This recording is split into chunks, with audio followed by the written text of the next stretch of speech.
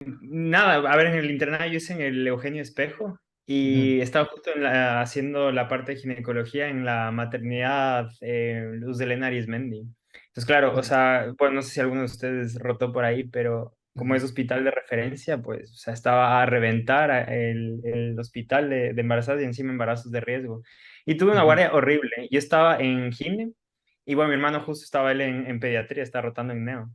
Ya. Entonces, nada, a ver, empezaron a haber partos múltiples, o sea, partos al mismo tiempo. Entonces, claro, primero va el adjunto con el residente. Decimos, bueno, ya, no pasa nada. Había otro residente. De repente otro parto entre el residente, tal.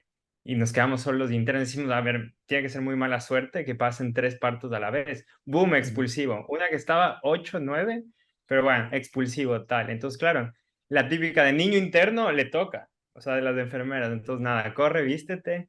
Y claro, y el tema es que en Neo también estaban complicados en las otras salas. Y al final todo fue un parto de internos. O sea, ujú, yo terminé recibiendo este bebé que por suerte no fue complicado ni nada. Pero claro, o sea, lo chistoso de todo esto es que voy y paso y encima estaba mi hermano, también de Neo. Los únicos, o sea, imagínense, dos bachilleres, bueno, en último año haciendo el internado, pero recibiendo todo el parto, entonces tal. ujú. Y nada, a ver, por suerte no se nos complicó ni eso, pero es que uno tampoco se imagina en el internado qué te puede pasar, es como sin supervisión. Pero bien, a ver, al final yo creo que es una buena experiencia y te da buena práctica. Sí, sí. Qué loco, la verdad. Nunca me pasó algo así y yo hubiese entrado en pánico, mínimo. Partos de internos, solo de internos nunca te tocó. O sea, solo de interno sí, pero con esa carga psicológica de que sabes de que cualquier rato hay otro parte, y otro parte, y otro parte, y que no hay abastecimiento del personal, y dices como que ya nada, sí. Y si a uno se Claro, el problema es que complica, si decías si se complica, no hay, o sea, ¿a quién llamas? claro, Eres tú. ajá, Sí, sí, pero a ver, chévere, la verdad. chévere, Pablo. Bueno, entonces, ¿te parece si empezamos? Sí, sí, de uno. Ya. Entonces, esta entrevista es básicamente para conocerte y como que fueron las motivaciones para que tú hayas elegido el camino que tú estás cursando ahorita. Entonces, la primera pregunta es como que nos cuentes un poco de tu trayectoria sobre cómo fue que decidiste hacer una maestría en salud pública en España. Ujú, Claro. Bueno, a ver, me presento, yo soy Pablo Estrella, yo soy ahora, bueno, residente de Medicina Preventiva y Salud Pública aquí en Valencia, España, pero también ujú, soy alumni de la San Francisco, yo me gradué en el 2019. Entonces, bueno, a ver, ¿cómo terminé haciendo salud pública y medicina preventiva? Porque la verdad es una especialidad, primero que no existe en Latinoamérica, y luego ujú, también incluso en España es una especialidad un poco desconocida. Y nada, a ver, yo durante la carrera siempre estuve muy metido en asociaciones estudiantiles. Entonces, por ujú, ejemplo, en AEMO SFQ, en ujú, también AEMPI Ecuador y luego IFMC Internacional estuve muy metido. Y ahí es cuando me di cuenta que había muchas actividades que se podían hacer a nivel macro y que la medicina no solo pasaba en un quirófano o en un hospital. De ujú, hecho, la mayor parte de impacto de las cosas que se hacen está fuera del hospital. Todo el tema de políticas de salud, el tema de planes de salud, programas de prevención ujú. y nada. Y yo, de hecho, me gradué queriendo hacer neurocirugía y Ya. luego con mi hermano, que bueno, él también se graduó conmigo en medicina. Estábamos en un viaje post la carrera, estábamos ahí de mochileros, tal. Y un día, en este viaje, aquí estábamos de desconexión, después de haber acabado los 6 años de la carrera, yo me puse a reflexionar y dije, ¿yo por qué quiero hacer una carrera quirúrgica? Y al final, o sea, me di cuenta que era un poco por presión que yo mismo tenía, digamos, de externo, que me había impuesto decir, mira, una quirúrgica es como la que más reconocimiento te da, tal. Y yo me di cuenta que en verdad lo que a mí más me había gustado durante la carrera era el tema de salud pública, el de educación. Bueno, yo me centré mucho en educación médica durante la carrera, que, bueno, tuve el cargo de director mundial de educación médica en IFMSA, en la Federación Internacional de Estudiantes de Medicina. Dije, mira, si es que en España, porque yo ya tenía claro que quería hacer el MIR, si en España tiene esta especialidad, pues vamos para adelante. Me puse a investigar y la verdad, como ya les voy a ir contando, es una especialidad que a mí me ha asombrado y la verdad que cada día, o sea, a mí me gusta más lo que se hace. O sea, en realidad no es una maestría, sino es una especialidad en medicina preventiva.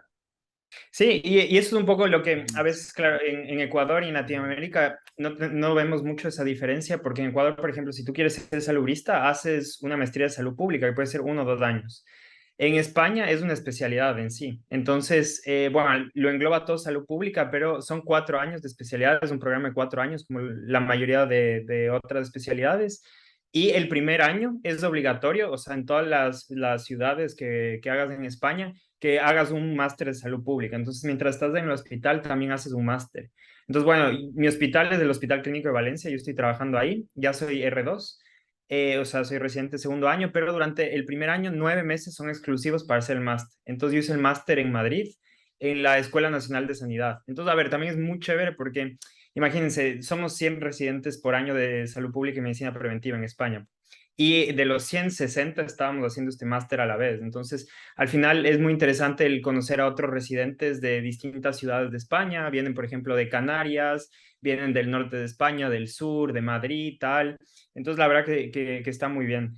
Y claro, entonces un programa que incluye también esta parte de medicina preventiva, que es verdad que en Ecuador como tal no existe esta especialidad porque le engloba, por ejemplo, infecciosas, lo hace también muchas cosas medicina interna o a veces hasta la propia administración, pero no hay una especialidad en sí que se encargue. Luego es verdad que luego el máster de salud pública, bueno, de hecho creo que la misma San Francisco tiene máster y otras universidades. Al final es un máster que es, o sea, que se centra mucho en la parte de salud pública y no tanto para formarte como especialista, ¿verdad? Entonces, al final los másters son como cosas muy técnicas, pero el especialidad, o sea, trata de formar en las distintas áreas que tiene de salud pública.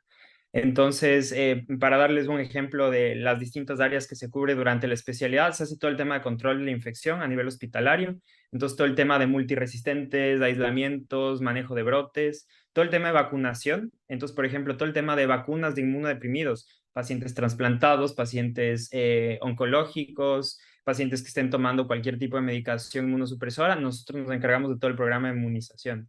Luego también todo lo que es vacunación internacional. Entonces, por ejemplo, si es que, yo que sé, un viajero, un paciente se va a ir, yo que sé, al Congo de viaje, turismo, lo que sea, nosotros le hacemos todo un programa de prevención de vacunas, profilaxis de malaria, medidas preventivas y demás. Y luego también nos encargamos de todo lo que es control ambiental a nivel hospitalario. Entonces, por ejemplo, cuando hay obras de hacer el control ambiental, que hayan quedado bien, por ejemplo, quirófanos cuando se hacen obras. Y eso como es la primera parte de medicina preventiva. Luego tienes todo lo que es salud pública, que hay rotas por agencias de salud pública. Entonces, ves programas regionales o nacionales, yo que sé, de VIH, programas de cáncer, de cribados, programas de vacunación. Entonces, un poco como tienes esas dos partes, porque especial es medicina preventiva, que es como más hospitalaria, y luego toda la parte de salud pública, que es un poco vendría a ser equivalente en Ecuador y en Latinoamérica del máster. O sea, ahorita nos estás hablando más de un escenario intrahospitalario, ¿verdad? Pero Sí, extrahospitalario, ¿en qué podrías enfocarte? ¿O cómo se enfoca el programa de residencia en tu caso? claro, entonces, por ejemplo, los 2 primeros años más hospitalario, entonces todo lo que les comentaba, que incluso nosotros también hacemos guardias, pero solo de 12 horas, entonces nos ganamos, por ejemplo, si es que, yo que sé, ahora que empezaron a haber casos de monkeypox, o sea, nosotros somos los que declaramos el caso, hacemos todo el seguimiento de casos, declaramos salud pública. Pero luego en el área de salud pública es, por ejemplo, mucha investigación, hacemos nosotros también rotaciones en epidemiología, entonces, por ejemplo, también programas en atención primaria. Nosotros nos encargamos de coordinar con los médicos de familia todos los programas de prevención, que seguramente, bueno, si ustedes hicieron el internado de la rural, han visto los programas que también en Ecuador. Entonces, un poco eso lo gestiona también la especialidad de medicina preventiva y salud pública.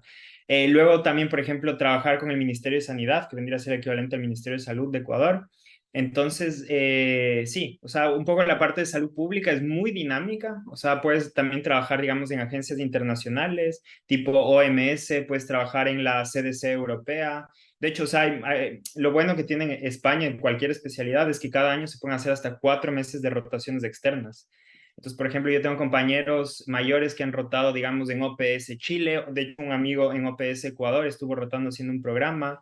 Se puede rotar en las sedes en Estados Unidos, en distintas agencias de la OMS, en Médicos Sin Fronteras. Entonces, al final es una especialidad que se adapta mucho a tus intereses y un poco también a lo que tú te quieras enfocar para trabajar. O sea, es amplio para que tú puedas elegir el camino que más te interese, ¿verdad? Mm. Sí, sí, y algo, o sea, que a mí me llamó mucho la atención, porque claro, incluso en España, los estudiantes de medicina y médicos recién graduados no conocen esta especialidad. Y es Sí. normal porque, a ver, digamos, gran parte de la formación que es parecida a la de Ecuador, no nos enseñan mucho más que de salud pública, digamos, lo que vemos de determinantes yo que sé, socioeconómicos de la salud. Vemos un poco, por ejemplo, todo el tema de, digamos, campañas de promoción de la salud, pero en sí no nos queda claro qué puede hacer un salubrista, ¿saben? Porque es muy difícil, no sé si a ustedes, algunos de sus compañeros, que seguro cardiólogos, neurólogos, cirujanos, hay muchos compañeros que saben quiénes ser, pero salubristas, me sorprendería si es que tuvieran algún compañero que tiene claro que quiera hacer eso. Y de hecho, o sea, a mí un poco lo que me abrió los ojos para esta especialidad es que yo tuve toda la exposición durante la carrera de trabajar en estos organismos internacionales, estudiantiles, asociaciones, y que al final dije, mira, gran parte y el impacto que tú puedes tener en los pacientes en salud pública es mucho más grande. Porque algo que, por ejemplo, vemos en el máster, creo que es una frase que se dice en todos los sitios, es que al final el médico, o sea, es como el jardinero que trata una planta por planta, pero un poco el salubrista es el que se encarga de ver que todo el bosque, ¿sabes? O sea, ver esa visión del big picture, o sea, la imagen en grande de ver un poco todo lo que está alrededor de la salud, de los pacientes y de la sociedad. Sí, yo creo que es algo que no nos ha enseñado a abrir, a tener esa perspectiva, porque siempre vemos cosas clínicas y quirúrgicas y después rotamos en hospitales. Y eventualmente por ahí sale la noción de que hay salud pública, pero no como tal, como una especialidad, como tú la narras, que es como que tienes residencia y haces 4 años. Y bueno, con esto también quería preguntarte, ¿cómo es un día de tu vida haciendo tu residencia en este programa? Claro, les cuento, por ejemplo, hoy, sin más como fue hoy, yo qué sé, entro, el horario normal sin guardia es de 8 de la mañana a 3 de la tarde, entonces entras y, por ejemplo, yo con el equipo que tenemos, porque ahí van enfermeros, médicos adjuntos, residentes, que somos 8 en total, pero bueno, entonces, por ejemplo, la enfermera revisa de todos los multiresistentes que hay nuevos, que saca microbiología. Entonces, por ejemplo, nosotros detectamos que hay un nuevo, yo que sé, Acinetobacter, que de hecho esto pasó en pediatría. Entonces, claro, nosotros ya nos pasan, tenemos que ver la historia clínica, vemos si ese paciente está aislado o no, si tiene factores de riesgo y le ponemos, digamos, el aislamiento. Tal. Si es que había tenido algún compañero de habitación, también hacemos todo el seguimiento de casos, pedimos, por ejemplo, exudados de control y demás. Si es que está con el tratamiento adecuado, perfecto, sino también interconsulta infecciosas o medicina interna. Luego, por ejemplo, hoy me tocó también bajar a consulta, entonces bajar a consulta significa hacer todo el tema de vacunas. Entonces, yo que se me vienen pacientes hoy que me tocaron la mayoría trasplantados renales. Entonces, claro, o sea, ahí tú es un poco hacerles del calendario vacunal, porque en trasplantados renales tienen más riesgo de neumonías, tienen más riesgo, por ejemplo, o sea, gripes, bueno, ahora de COVID, que aquí también estamos poniendo cuartas y quintas dosis. No sé si incluso en Ecuador también se está dando esto de los anticuerpos monoclonales de COVID. No sé si le suena. Pero bueno, aquí también hacemos como un paso adicional de protección en pacientes inmunodeprimidos. Entonces les medimos, digamos, serología post vacunación y si es que no tienen suficientes anticuerpos, se les da también anticuerpos monoclonales para un poco, o sea, compensar, digamos, esa falta de inmunidad. Luego, yo que sé, te viene un trasplantado de médula, o sea, un TPH, un trasplante autólogo de médula, que eso sí es más complejo porque es como que volvieran a ser niños, es volver a hacer un calendario vacunal, pero tienes que ver cuáles son vacunas inactivadas, tal, cuáles tú ya les puedes administrar después 3 meses, un año y demás. Luego, por ejemplo, volver al servicio y yo qué sé, o sea, también trabajamos mucho en investigación, entonces, por ejemplo, ahora que participamos en conferencias, preparar, digamos, las comunicaciones, los papers que vamos a presentar y así. Luego, si es que tenemos guardia, el día que empieza a las 8 de la mañana se extiende hasta las 8 de la noche. Y es mucho, o sea, lo bueno es que es una especialidad, yo diría, entre comillas, tranquila, en el sentido de que no tienes nada urgente. Entonces, nada urgente, o sea, que tenga que ser inmediato en, yo qué sé, como en urgencias, que tienes que resolver en 10 minutos, en 30 minutos. Entonces, por ejemplo, mucho del seguimiento de los pacientes que les comentaba, aislados o multiresistentes, también lo hacemos por las tardes. Por ejemplo, cuando hay brotes de COVID dentro del hospital o, por ejemplo, interconsultas que recibimos de aislamientos, eso también lo vamos haciendo durante las guardias. Sí, Pablo, yo tenía una pregunta, verás. La verdad es que para mí lo que es salud pública, no sé si te he llegado a entender, para mí salud pública debería como ser manejado por todos los médicos como tal, nunca lo pensé como una especialidad, ¿me entiendes? Entonces, a mí siempre me ha gustado esa área de la salud pública, pero nunca lo separé de una especialidad. Y eso que a mí me gustaría la cirugía en realidad. Siempre me ha gustado esto de los proyectos, siempre me ha gustado el área de la salud pública, pero eh, ¿cómo tú definirías o cómo diferenciarías la salud pública de otras especialidades y qué habilidades blandas son importantes dentro de esta especialidad que te diferencian como de otros médicos como tal? Por ejemplo, muchos médicos tratan de hacer medicina paliativa, pero no es lo mismo que un médico paliativo haga un manejo paliativo para un paciente con cáncer, un paciente con enfermedad crónica. Entonces eso con el tiempo yo lo fui aprendiendo porque mi mamá es médico paliativo. Entonces es muy diferente el trato y se me hace difícil entender cómo una especialidad de medicina pública puede ser diferente a lo que un médico en otra especialidad puede hacer. Claro, Así. no, y entiendo completamente porque, a ver, nosotros tampoco, salud pública, digamos que en la carrera vemos algo muy general y tampoco nos lo explican como una especialidad como tal. Y claro, es verdad que después cualquier médico puede trabajar en salud pública, pero el tema es la formación. De hecho, yo te diría, el máster, o mejor dicho, de mis compañeros residentes, de los 100 que entramos, el 40% tenían otras especialidades. Entonces, por ejemplo, miran muchos médicos de familia, muchos, incluso cirujanos, tenemos por ahí oftalmólogos, cirujanos generales, traumatólogos, oncólogos.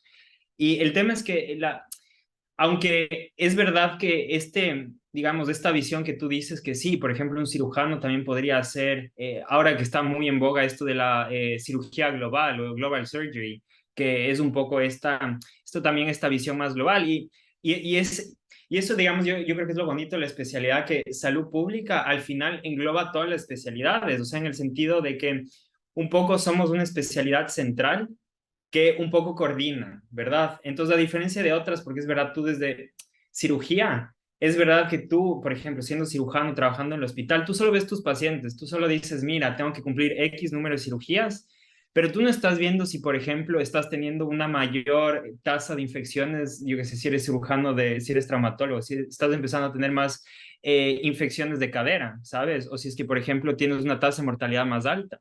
Entonces, digamos, toda esa parte de una perspectiva más global es lo que ves en la carrera o en la especialidad de salud pública, porque además ves muchas cosas de gestión sanitaria, sí, que eso es verdad que al final es una habilidad blanda que también te tienen que formar. Entonces, por ejemplo, cosas que vemos nosotros durante la carrera, también todo lo que es, digamos, divulgación científica, todo el tema de comunicación, manejo de equipos, porque, o sea, yo les digo, Preventiva también lidera un programa que se llama PROA, que es Programa de Optimización de Uso de Antibióticos, que lo trabajamos con infecciosas y microbiología y farmacia. Entonces, claro, o sea, la especialidad en sí está ahí, coordinando, viendo que, por ejemplo, en el hospital, si es que algún paciente está con un antibiótico que es muy fuerte y se le podría desescalar, que un poco se haga eso. Si es que, por ejemplo, en micro detectan que se le está tratando una infección con un antibiótico que no es efectivo, digamos, este programa salta y se le dice, mira, este antibiótico que estás dando es resistente y tienes que cambiarle.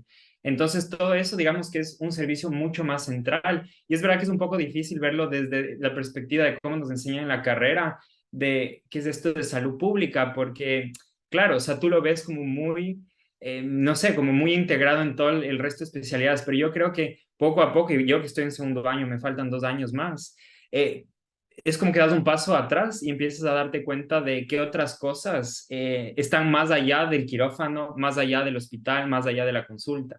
Porque sí, sí es muy cierto que, por ejemplo, dentro de presupuestos, digamos, sanitarios, donde más se invierte es en tratamiento. O sea, si tú ves el 80% de todo el presupuesto sanitario en la mayoría de países se utiliza en tratamientos, medicinas, cirugías, procedimientos, y no llega ni al 10% el tema de prevención. O sea, si por ejemplo tuviéramos buenos programas de prevención para diabetes o diagnóstico precoz o de hipertensión, o sea, ¿cuántos, por ejemplo, cuántas amputaciones evitaríamos? ¿Cuánto dinero en insulinas evitaríamos gastar? Y el problema, yo creo que la pandemia un poco también ha demostrado esto, que la salud pública no la vemos hasta que falla. O sea, y la pandemia fue clave, que vimos que como no teníamos sistemas lo suficientemente fuertes para aguantar una pandemia, fue cuando saltamos y dijimos, aquí está fallando algo. Mientras funcione, funciona silenciosamente porque son estos que están detrás del telón que están viendo que todo un poco funcione. Y sí, pero muy buena pregunta, gracias, Pablo. O sea, de lo que tú me dices, me parece como funcionan como los cables y el aceite de un hospital. Y en realidad, justo yo siempre me preguntaba cómo se soluciona este conflicto, sobre todo en los países del tercer mundo, los conflictos administrativos y cómo se solucionan estas conflictivas de eficacia, la tasa de mortalidad.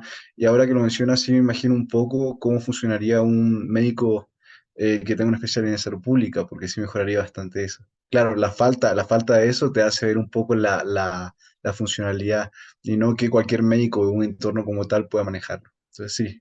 Claro, y el tema, algo que sí pasa, por ejemplo, en Ecuador, en muchos países, digamos, el gerente de un hospital, al final que le ponen a un cirujano, a un, yo qué sé, médico internista, porque, yo qué sé, ya era jefe de servicio y demás, pero no tiene la formación en gestión sanitaria. Entonces, claro, si luego tiene que estar decidiendo entre poner un nuevo resonador o, por ejemplo, pagar X número de fármacos, si no tiene la formación de cómo hacer un estudio, digamos, coste-beneficio, es que va a decidir un poco, y no por mala gente. O sea, al final hará lo mejor que pueda, pero es que al final es una especialidad más que también necesita su formación.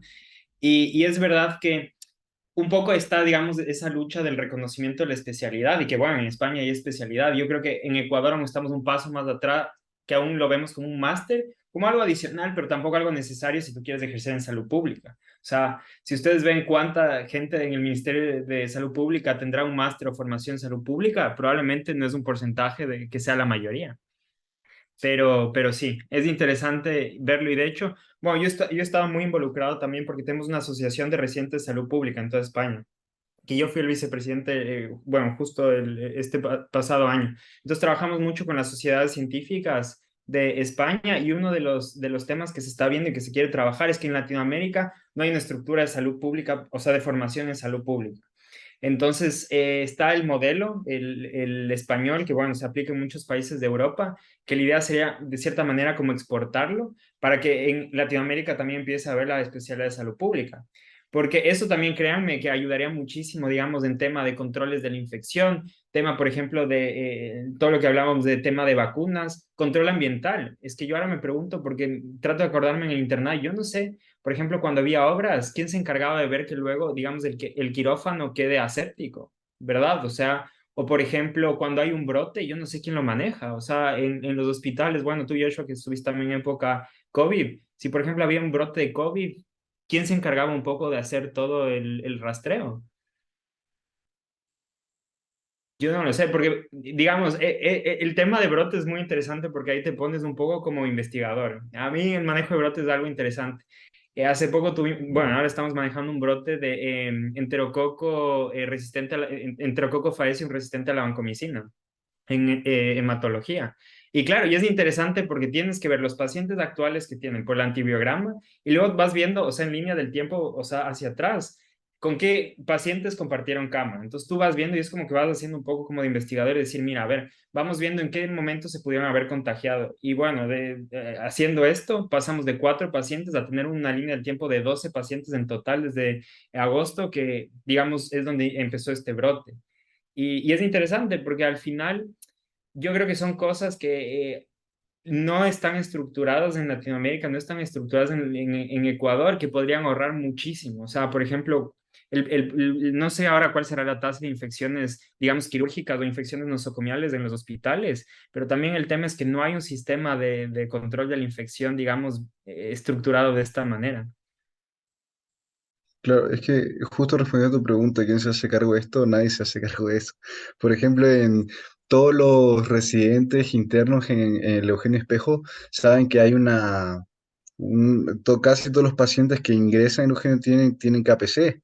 Entonces creo que no es un problema que se sectoriza por hospitales, sino que se hacen estudios una vez que se vuelve un problema a nivel nacional o a nivel de ciudad. Entonces, lo que tú dices es que quién se hace cargo de eso es que nadie se hace cargo de eso, hasta que es un problema nacional y ahí entran a hacer algo, por así decirlo. Y yo no sé ustedes qué tan al tanto están, por ejemplo, de la resistencia antimicrobiana.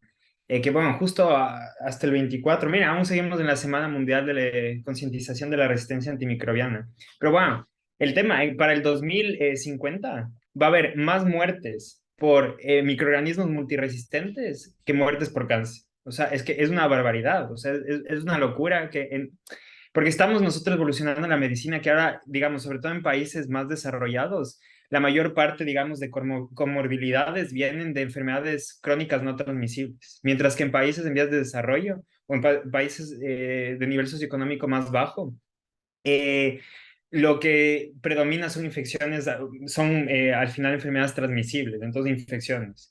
Y el tema es que un poco esto se está virando, o sea, con todo el tema del mal uso de antibióticos, por ejemplo, el uso indiscriminado de antibióticos o una mala pauta, está haciendo una presión positiva brutal en la resistencia antimicrobiana que estamos viendo. O sea, yo les digo, a veces yo veo los antibiogramas de unos bichos y digo, de verdad que dan miedo porque dices que ¿con qué le tratas? O sea, es que ya ni siquiera una cefa de cuarta o quinta generación te sirve.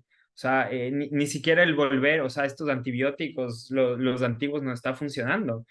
Entonces, sí, o sea, es un tema muy interesante y de hecho algo que se, se ve mucho en la especialidad. Ustedes no sé si han escuchado el concepto de One Health, una sola salud, ¿no? One Health es un concepto muy interesante porque une tres ramas de la salud. Entonces, une la salud humana, salud animal y la salud ambiental, ¿vale? Entonces, lo que dice es que la medicina, no puedes verle tú, por ejemplo, al humano, hablando de resistencia antimicrobiana, no puedes verla únicamente desde la perspectiva humana. Tú tienes que ver, por ejemplo, toda la presión antibiótica que existe, digamos, en el comercio ganadero, digamos, en todas las granjas ganaderas. Entonces, hay muchísima resistencia antimicrobiana que se está generando a nivel animal.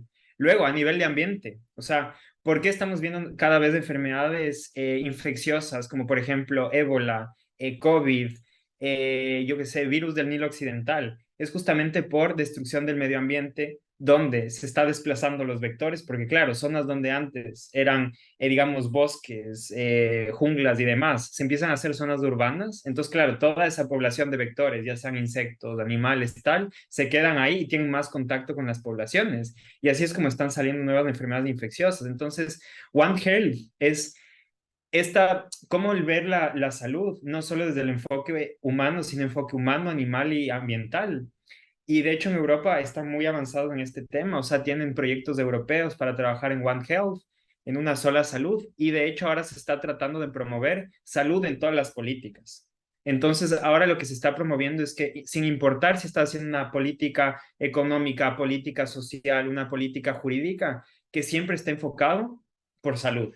¿Sí? Entonces, por ejemplo, cuando estás aprobando un proyecto económico, yo que sé, para construcción de X puente, X, o sea, mejora en la ciudad, siempre está enfocado en la salud. Entonces, por ejemplo, ¿qué tanto que vayamos a construir toda esta zona industrial va a afectar luego a la salud de la población? ¿Qué tanto, por ejemplo, que simplemente esta medida económica con, yo qué sé, subidas de salarios va al final a afectar la calidad de vida en salud? Entonces es muy interesante todo esto que ahora en Europa se está centrando el tema de salud en todas las políticas. Bueno, a ver, yo creo que eso sería un poco el ideal que en Ecuador y Latinoamérica empecemos a aplicar, porque la verdad el modelo europeo está funcionando muy bien. Pablo, yo tenía una pregunta ahí o sea, verás, me parece que la especialidad es algo muy necesario, pero al mismo tiempo tiene bastantes roces con bastantes sectores. O sea, por ejemplo, Hmm. digamos, si ustedes van al quirófano y se encargan de la parte ambiental, eh, o van a un cuarto o un piso para el control de brotes, no se rozan primero con otras especialidades. O sea, más le estoy intentando extrapolar a lo que pasaría aquí en el Ecuador, porque como tal la educación y la estructura no existe. Entonces, yo he visto obviamente que hay la necesidad, pero al mismo tiempo hay un tema de que probablemente estructuralmente no se permita el desarrollo de una especialidad así. Es lo que me daría un poco de miedo. También en el tema del presupuestario, que tú tendrías que presupuestar bastantes cosas para prevención y no tanto para tratamiento. O sea, ahí tocaría se tocaría bastante las relaciones con farmacéuticas, por ejemplo, que te dan los fármacos para largo plazo. O sea, ¿cómo tú crees que se podría manejar eso desde ese punto de roces y la estructura que no está adecuada para que exista esta especialidad que yo siento que es muy necesaria, en fin? Ujú. Claro, y eso es un gran punto y de hecho es algo que también se está peleando en España, porque por ejemplo en España no existe la especialidad de infectología. Hay microbiología, pero no es clínica, es microbiología, digamos, laboratorio. toda la parte de infectología lo lleva a medicina interna, como unidad de enfermedades infecciosas. Entonces, claro, al no haber unidad de infectología, todo el tema de brotes, manejo de infecciones multiresistentes lo hacemos nosotros. Es verdad que en Ecuador, por ejemplo, sí hay infecto, por lo menos vienen infectólogos de distintos sitios, pero yo creo que tampoco hay que verlo como esto, digamos, competencia entre especialidades, sino al final, si tú tienes una especialidad que tiene las competencias, que tiene la formación para poder ejercer y al final es unificar lo que el trabajo que están haciendo por medicina interna, por infecciosas, perdón, por, yo qué sé, las quirúrgicas, incluso toda la parte de dirección médica, o sea, toda la parte, digamos, administrativa, si al final, o sea, es una especialidad que es central, que ayuda a coordinar, o sea, yo no lo veo tanto como competencia, o sea, si no este beneficio, si mira, llega alguien con los conocimientos que puede un poco, digamos, poner dirección hacia todos los esfuerzos que se están haciendo, que ya no se hagan los esfuerzos individuales. Y es verdad lo que tú dices, esto del tema, digamos, de gasto sanitario en prevención. Yo creo que siempre la primera imagen cuando se pone, digamos, un presupuesto para medidas preventivas es, espera, esto es un gasto. Entonces tú tienes que ver muy bien cómo lo propones, porque claro, es un gasto, pero tú tienes que saber que además, o sea, yo qué sé, como en estudios en epidemiología que han visto esto es lo del número necesario para tratar, ¿verdad? O sea, que para que un fármaco sea eficiente tú necesitas tratar X número de pacientes. Eso es algo similar, o sea, hay que mostrarle además porque esto es con evidencia, o sea, eh, temas que se han dado en Ecuador, o sea, que yo lo sé de primera mano. Gestión de vacunas, cómo se han comprado, por ejemplo, o medicamentos, que tal vez si ustedes han estado en el internado en la rural han visto, que a veces se compran medicación que tú dices, oye, ¿cómo es que tenemos tanto antibiótico, tanto antifúngico y no tenemos, por ejemplo, paracetamol o yo qué sé, o ibuprofeno?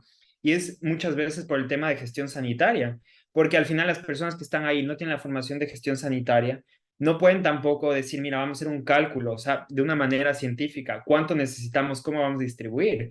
Entonces, claro, o sea, yo creo que hay que hacer esa propuesta eventualmente cuando todo se vaya estructurando, de decir, mira, o sea, la prevención y el hacer las cosas estructuradas al final te ahorra dinero. O sea, no va a estar, ¿qué ha pasado? Porque yo lo he visto, que se tiran medicación, que se tiene que mandar a los pacientes. O sea, yo te digo porque en la pre-rural, no voy a decir dónde hice, pero me decían, doctorcito, échele una crema, creo que era antifúngica a estos pacientes porque nos están sobrando muchísimas y si no al final del año el distrito nos va a sancionar, ¿sabes? Entonces tú dices, a ver, es que esto no tiene que funcionar así.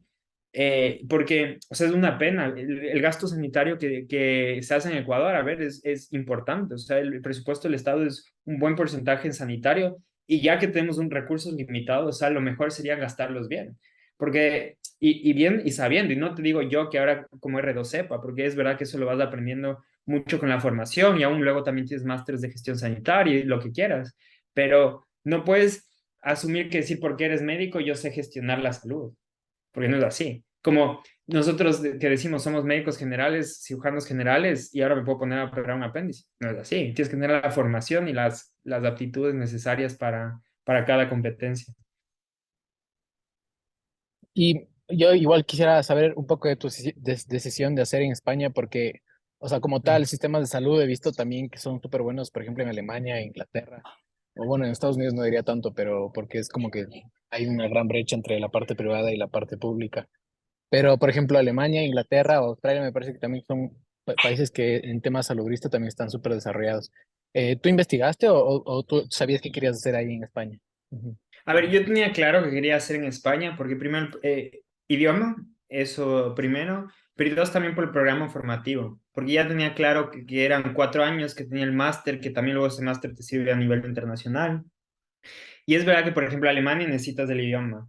En Inglaterra es interesante, bueno, para ponerles un poco en contexto, como hay la Asociación de Residentes de Salud Pública en España, hay también en toda Europa, en cada país. Y luego hay una red europea que se llama Euronet, que es la red europea de residentes de salud pública, entonces que está en toda Europa. Entonces, por ejemplo, yo fui este año a la reunión que fue en Lyon, que fuimos como 180 residentes de salud pública de toda Europa. Entonces, interesante porque ahí, claro, en cada país salud pública funciona de manera diferente. Digamos, en Portugal no tienes toda la parte de medicina preventiva. Entonces, la especialidad es directamente salud pública. Entonces, desde primer año, tú vas solo por agencias de salud pública, rotas por el ministerio, pero no es, en Portugal no existe esta entidad que yo les comentaba de el salubrista que está en el hospital y se encarga de control de las infecciones y demás. Luego, Inglaterra es un caso peculiar porque ahí si tú quieres hacer salud pública, que también es solo salud pública, no es preventiva, eh, tienes que pasar también por todos los exámenes. Bueno, ahora no me acuerdo el nombre de los exámenes, pero bueno, tienes que hacer todo el proceso y de hecho está muy bien pensada porque tiene agencias muy poderosas. O sea, el NHS, la National Health System, es uno de los más fuertes de Europa.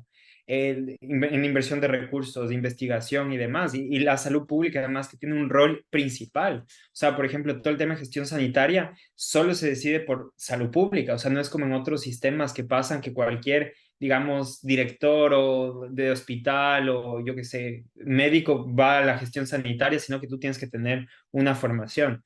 De hecho, o sea, en Reino Unido tiene una tasa de, digamos, de aceptación en salud pública de 1 cada 10, o sea, de cada 10 que aplican, solo uno entra. O sea, es de las especialidades, de hecho, que se pelean más. Luego también tienes en Londres el London School of Public Health and Hygiene and Tropical Medicine, que es de las escuelas de salud pública más conocidas a nivel internacional, en conjunto con Johns Hopkins.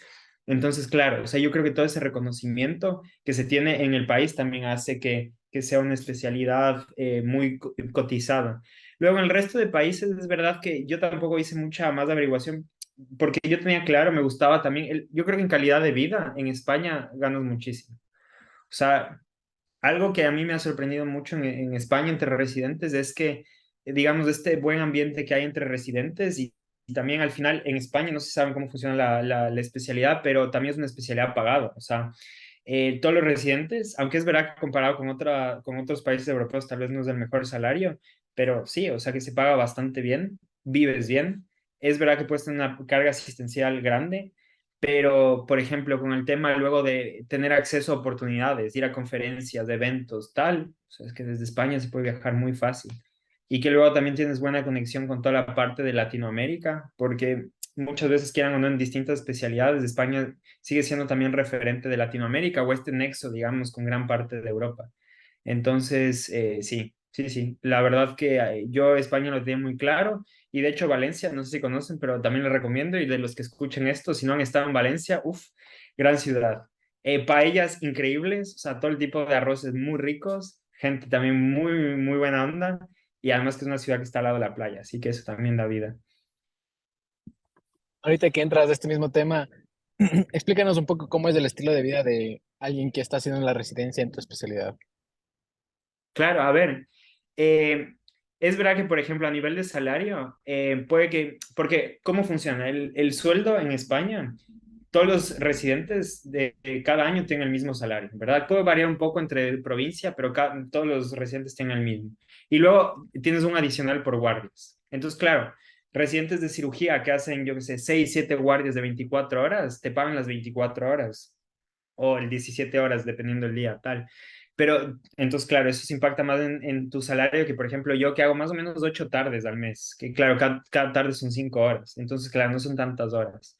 Pero quitando eso, y lo que dicen mis compañeros, por ejemplo, en salud pública, tienes un mal día al mes, que es cuando te llega digamos, el sueldo, que no es tantísimo, tantísimo como otras especialidades, pero luego, en ritmo de vida, o sea, está muy bien. Yo duermo todos los días de mi casa, o sea, porque por muy tarde que salga, a las 8 o 9 estaré saliendo del hospital. Fines de semana no hago guardias. Y luego también, o sea, el ambiente entre residentes a mí me sorprendió mucho porque yo había visto, digamos, residentes en Ecuador y yo entiendo que también, o sea, por el tema, digamos, económico, que muchas residencias en Ecuador no se pagan o tienen que buscar becas. En España, o sea, yo veo que hay mucho colegueo entre residentes de distintas especialidades. Entonces, por ejemplo, al año de mi hospital tenemos casi 110 residentes de todas las especialidades. Entonces, yo creo que el estilo de vida también de España, que es mucho vida de calle. Entonces, por ejemplo, o sea, eso de, yo que sé, salir del hospital y salir por tapas, o sea, y te vas a pie. Valencia, que es una ciudad que es todo plana, o sea, yo me voy a todos los sitios en bici. O sea, de mi casa a pie, por ejemplo, al hospital que sean 45 minutos, yo en bici salgo todas las mañanas, me muero 12 minutos, porque tienes carril bici, entras a un parque largo y salgo directo. O sea, en 12 minutos, igual cuando salgo de las guardias, estoy en mi casa.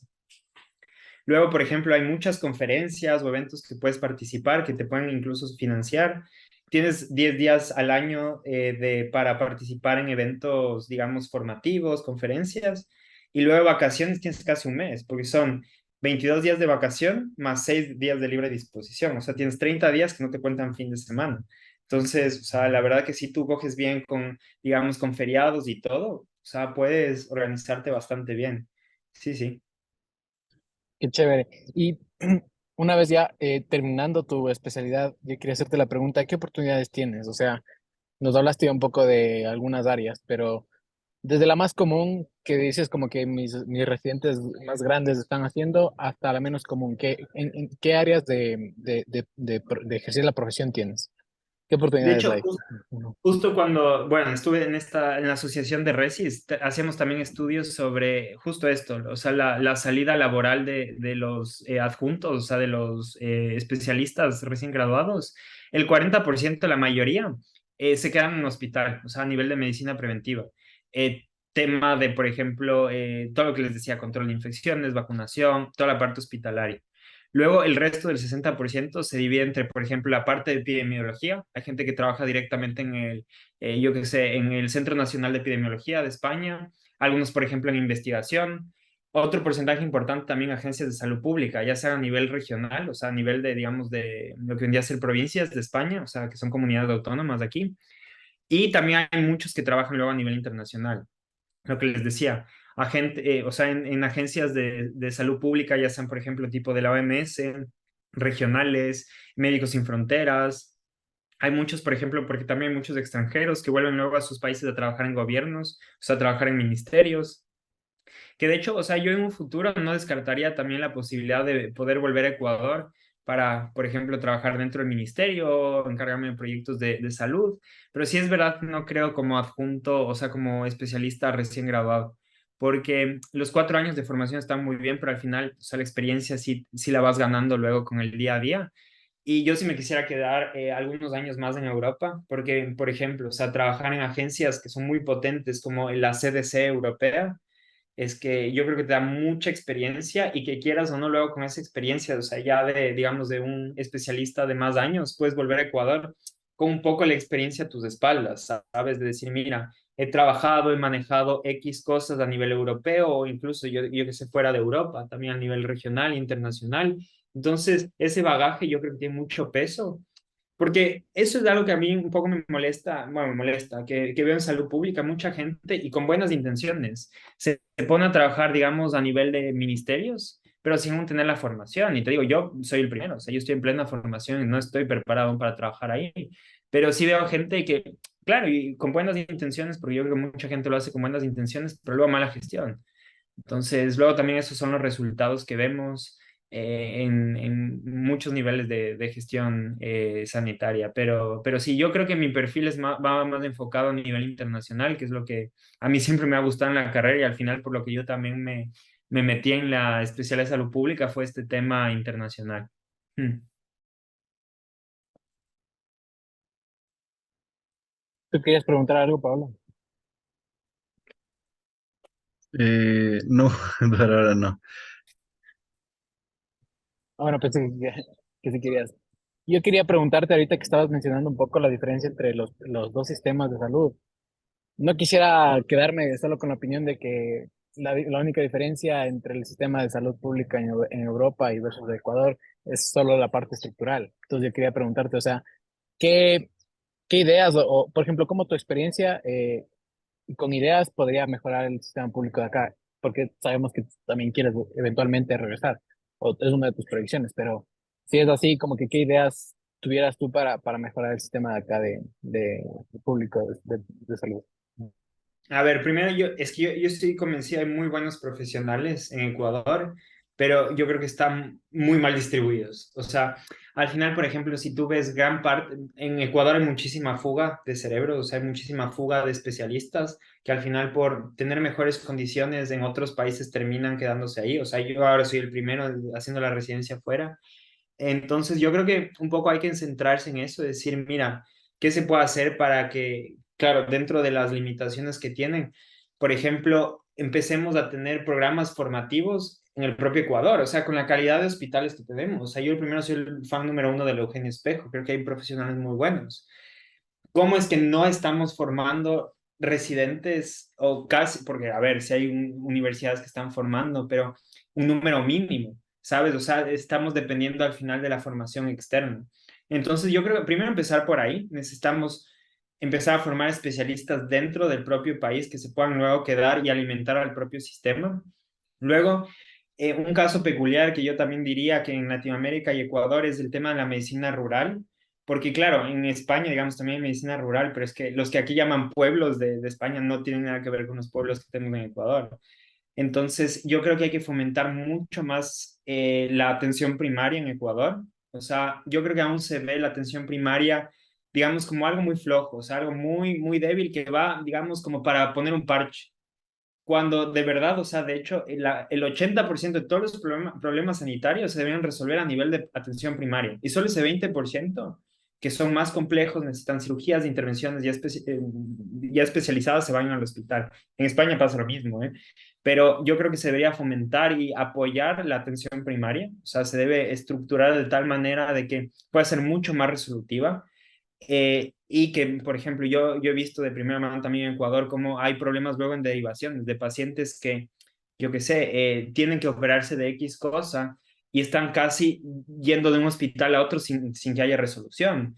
Yo creo que también no tenemos un sistema integrado entre hospitales, entre centros de salud, o sea, no hay una comunicación ni una identidad sanitaria, digamos, digital del paciente. O sea, al final en muchos hospitales se depende de papel, o sea, pedidos, yo me acuerdo, o sea, de pedir laboratorios en papel o hacer evoluciones de interconsultas. Yo creo que estando en el nivel que estamos, o sea, también se tiene que invertir en tecnología, pero sí, yo creo que si tuviera que poner una prioridad es fortalecer la atención primaria y empezar a crear esta rueda de formar más especialistas buenos y que se queden en Ecuador. O sea, Pablo, yo tengo dudas con respecto a eso. Por ejemplo, o sea, yo vengo de Chile Hmm. y un futuro sí me gustaría graduarme como cirujano y volver a mi país.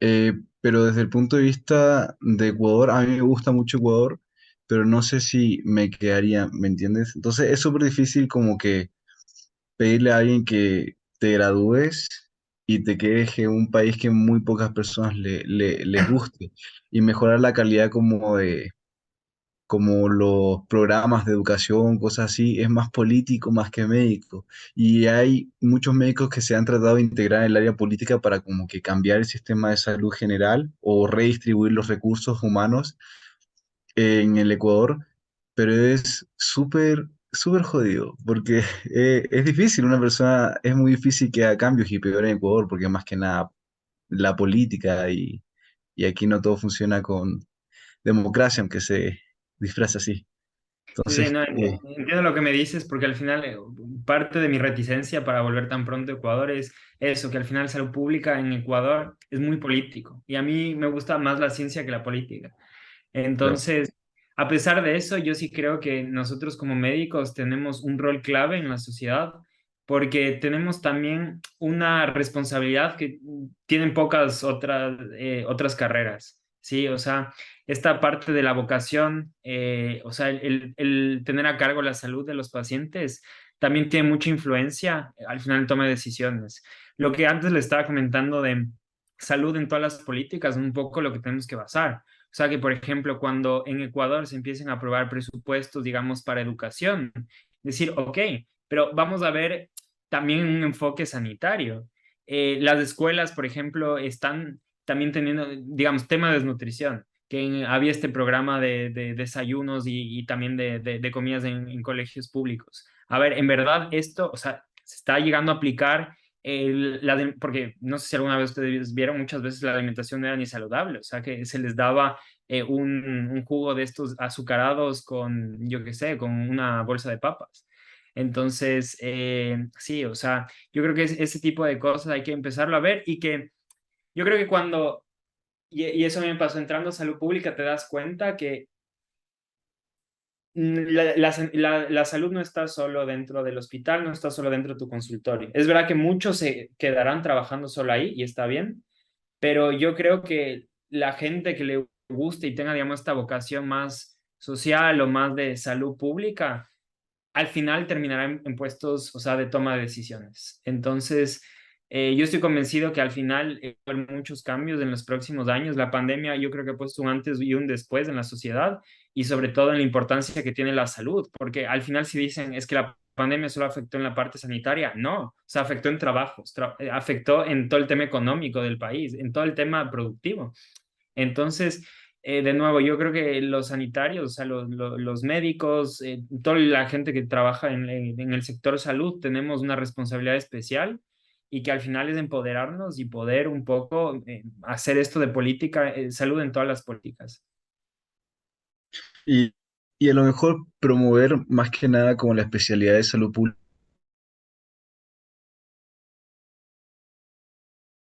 antes que potenciar como que médicos que se encarguen de esta parte se queden en el país como otra posibilidad. A ver, es verdad, hay muy buenos salubristas, o sea, que he conocido de manera indirecta en Ecuador y que afortunadamente sí toman de forma.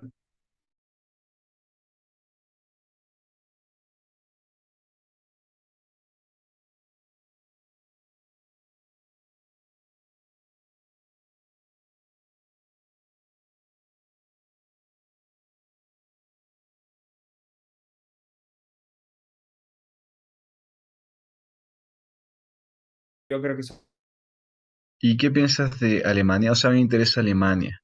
Entonces, ¿toda Europa es igual o España generalmente es la que está a la cabeza con respecto a la salud pública? uy, no, no te diría que es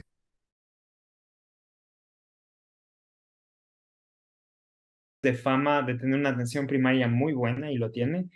Alemania, si ¿es por especializarte o por...? Sí, a ver, la especialidad en Alemania está muy bien Sí. pagada además.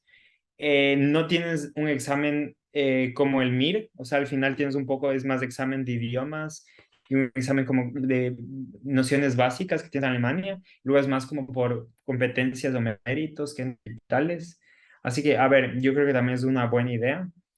Y sí, hay que barajar las opciones que tienes. Alemania, sí, me parece una buena opción. Por ejemplo, Italia, tengo algunos compañeros que también ahora empezaron la residencia ahí. Está también muy bien en las distintas especialidades. Y yo creo que incluso mucho más, no hay que rayarse mucho de decir, oye, voy, si no entro a este sitio, si no entro a España, si no entro a Alemania, si no entro a Estados Unidos, no me voy a formar bien. No, o sea, al final la formación que tú recibes en gran parte sí tiene que ver el hospital.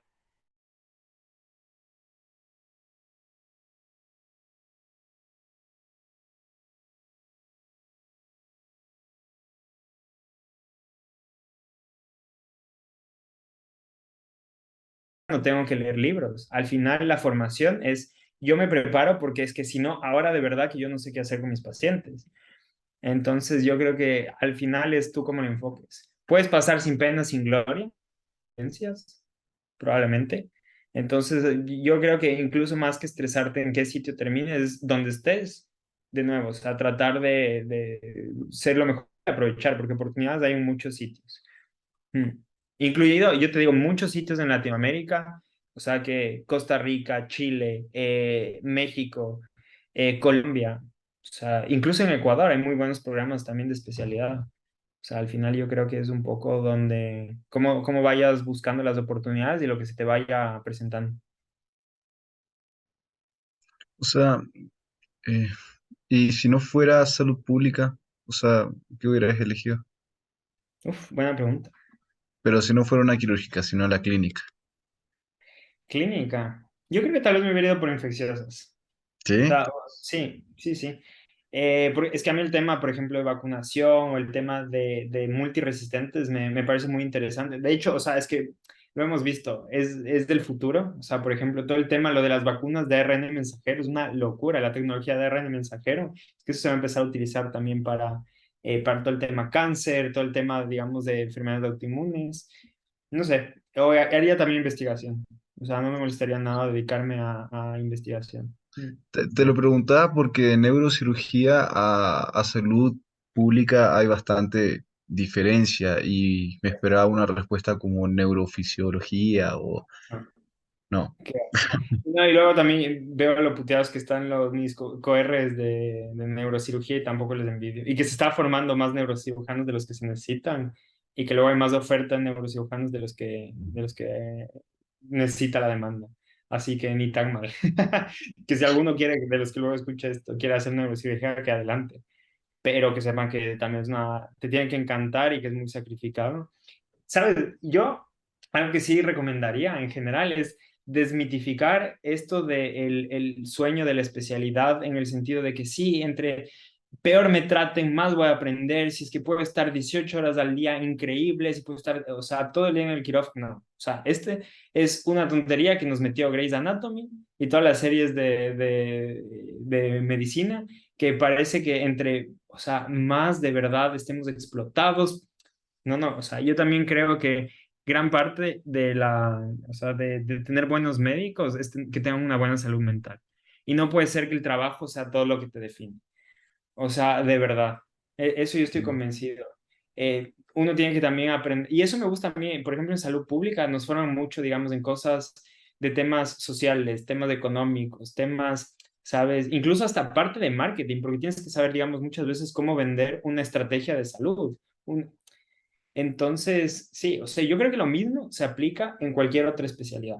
Porque si luego, por ejemplo, necesitas habilidades blandas siendo internista para convencerle a tu paciente de que reciba cierto tratamiento, tienes que ser buen comunicador para que el paciente entienda lo que tiene. A mí me impresiona, me vienen muchos pacientes complejos en el sentido de que, por ejemplo, oncológicos, trasplantados, yo que sé, vienen con pacientes con biológicos, o sea, con anti-JAK y nadie se ha sentado a explicarles qué es lo que están tomando. Saben que tienen una enfermedad autoinmune, pero no tienen ni idea por qué están tomando, no tienen ni idea por qué vienen a mi consulta. Entonces yo creo que el desarrollo de esas habilidades blandas también, o sea, es clave. O sea, y créanme que eso no nos enseña en la universidad. O sea, por ejemplo, participar lo que tú, Joshua y tú, Pablo, están haciendo, o sea, este tipo de actividades, créanme que sirve muchísimo más que a veces algunas clases de la facultad. O sea, yo de eso estoy convencido. O sea, es bueno escucharlo, ¿sabes por qué? Porque a mí me gusta la neurocirugía y ahora me desvío un poco más a la plástica. Mm. Me atrae bastante la parte reconstructiva, porque justo yo estoy en quinto año de medicina, pero siempre voy al Eugenio a acompañar a los internos, porque me gusta, puede ser justo, me llama la atención lo que me dices, porque puede ser que como, no sé, no he hecho internado, no he como ejercido como tal, me encanta estar ahí metido, me encanta como que estar tratando de sentir que estoy ayudando a algo y no sé, por ejemplo, nunca tuve problema con los internos que me decían como que, oye, puedes girar al paciente y para mí era lo mejor del mundo quedarme como girando al paciente, siempre me gustó eso. Y también como que nunca quise como desligar la parte médica como la salubridad pública o el trato al paciente, como que separarlo de la cirugía. Por eso te hago preguntas con respecto a eso, porque me gustaría ser un médico que considerara bastante la salud pública sin dejar de ser cirujano, ¿me entiendes? Entonces, que es algo que está muy estigmatizado, sobre todo en los países latinoamericanos, porque los cirujanos abren, cortan, cierran y salen. Y no me gustaría ser ese tipo de cirujano.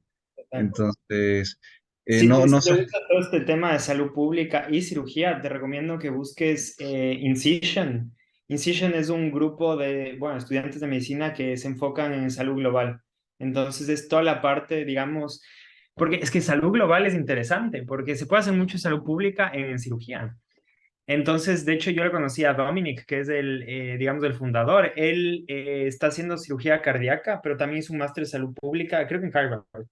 Él es de Bélgica y él formó no hace mucho, debe ser tal vez 4 o 5 años, digamos, asociación de estudiantes que está enfocado en salud global. Entonces, es verdad que muchas veces cuando pensamos en cirujanos es, mira, estos se olvidaron de medicina y solo saben cortar, solo saben anatomía, tal.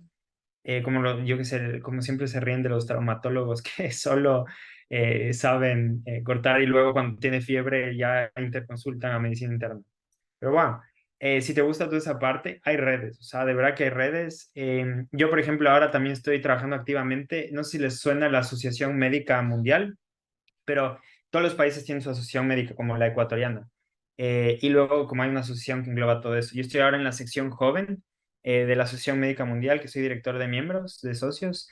Y nada, entonces, por ejemplo, ahí hay residentes y especialistas de toda la variedad. O sea, por ejemplo, en el board, en el comité ejecutivo que estamos, o sea, tenemos internistas, cirujanos, ginecólogos, otros de salud pública. O sea, la verdad que es un perfil muy variado y ninguno de ellos ha dejado de ejercer, por ejemplo, en sus especialidades.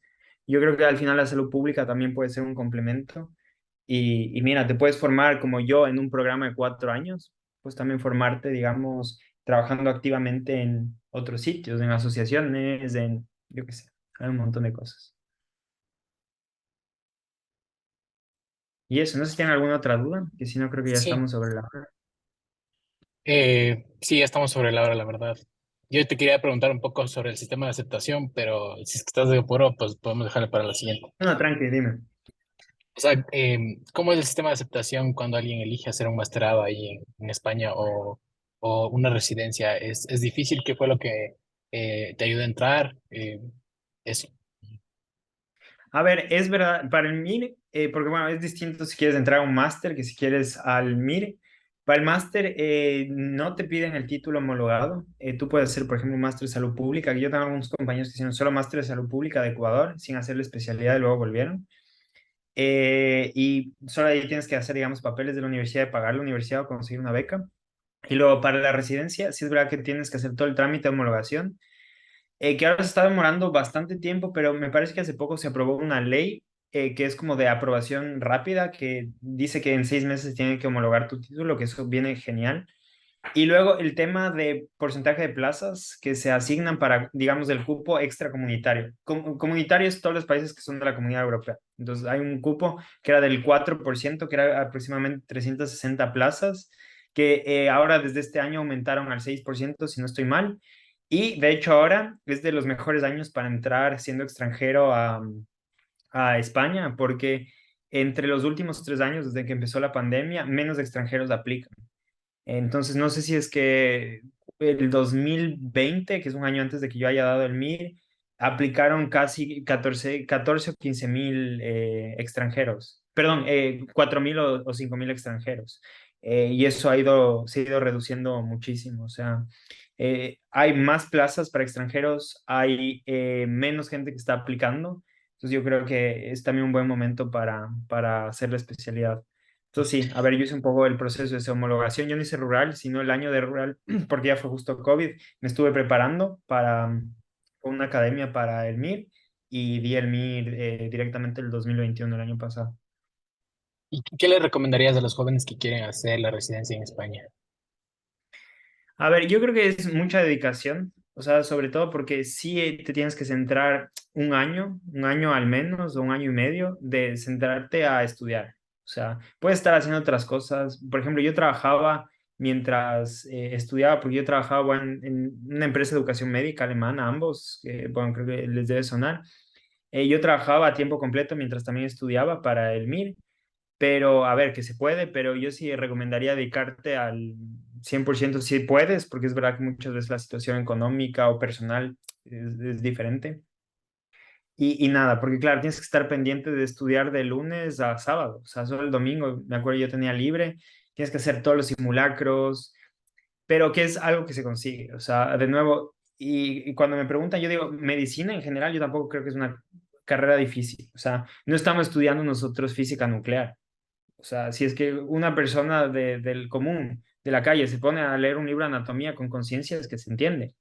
Y lo que sí tienes es una carrera de dedicación y perseverancia. O sea, que uno, que te tiene que gustar, porque si no te gusta, estás jodido. Y dos, para la especialidad es un poco lo mismo. O sea, te tienes que dedicar. Es verdad que hay gente que tiene más facilidad para los exámenes. O sea, que los exámenes de opción múltiple se le dan muy bien, otros mal. O sea, al final es una habilidad más que se puede aprender. Entonces, y la habilidad solo se consigue con la práctica. O sea, si hay una recomendación, tienes poco tiempo, tienes que hacer otras cosas, pero te quieres preparar para un examen de residencia, que la mayoría son de opción múltiple, ponte a hacer preguntas. O sea, lo mejor que puedes hacer es hacer preguntas más que ponerte a estudiar directamente manuales. O sea, preguntas y luego revisar, ¿verdad? O sea, el por qué contestaste bien o mal. Ese, de hecho, o sea, científicamente demostrado en papers que es la manera de mejorar tu score. Sí. Ya, y una última pregunta sobre ti. ¿Qué es lo que más te mueve? ¿Qué es lo que te apasiona y a dónde quisiera llegar? A ver, Yo creo que ahora en salud pública veo mucho también esta parte social. Es verdad que ya no tanto del uno a uno, del individual, que yo creo que tú antes, Pablo, decías, mira, me llena mucho el ir a ver pacientes, tal. Pero yo creo que el ir viendo el impacto que puedes tener, o sea, me mueve mucho. También, o sea, por ejemplo, mi hermano, que también siempre fue una gran inspiración, o sea, que íbamos a la residencia juntos y demás, pero bueno, por situaciones de la vida no está. Y no sé, o sea, a mí eso es lo que a mí más me mueve y me motiva. Al final, a mí veo que me gusta mucho la especialidad. Soy afortunado, o sea, de verdad me siento yo muy afortunado de estar en la situación en la que estoy haciendo la especialidad que me gusta, en la ciudad que me gusta. Yo creo que hay que también ser agradecidos y tenemos mucho, o sea, mucho que agradecer y sobre todo compartirlo. O sea, por ejemplo, yo a la hora de estar aquí, que espero que muchos también puedan sacar provecho de esta charla, yo creo que es clave. O sea, al final cada uno de nosotros estamos en una situación en la que siempre puede ayudar a alguien, o sea, independientemente de donde esté. Y eso a mí es lo que me mueve. O sea, decir, mira, mientras y lo que te decía antes a ti, Pablo, o sea, estés donde estés, en la situación de liderazgo que estés, o sea en tu casa, en tu comunidad de vecinos, en tu hospital, en tu barrio, en un cargo en el gobierno, si es que haces las cosas, o sea, con buenas intenciones, yo creo, y con conocimiento sobre todo, eh, eh, se llegarán a lograr cosas. Sí, sí. Perfecto. Yo creo que estamos sobre la hora y quisiera agradecerte, Pablo, un montón por aceptar la entrevista y estoy seguro que a muchas personas les vamos a abrir los ojos, les vamos a ayudar a que vean el mundo de la medicina desde otra perspectiva y quisiera agradecerte mucho por eso porque es algo invaluable. Nada, y también solo dejar el mensaje, gracias por la invitación, de verdad me encanta que tengan este tipo de iniciativas. Y si alguno de los, yo que sé, futuros resis, estudiantes de medicina o incluso ya de médicos quieren saber un poco más del tema de España o el tema de la especialidad, o sea, yo encantado, me contactan, o sea, o por mi número, por mis redes sociales, que estoy como Pablo Estrella AP, pues genial. Sí, sí, Chévere, les vamos a dar tu contacto a los chicos para que se animen a ir a España. chévere.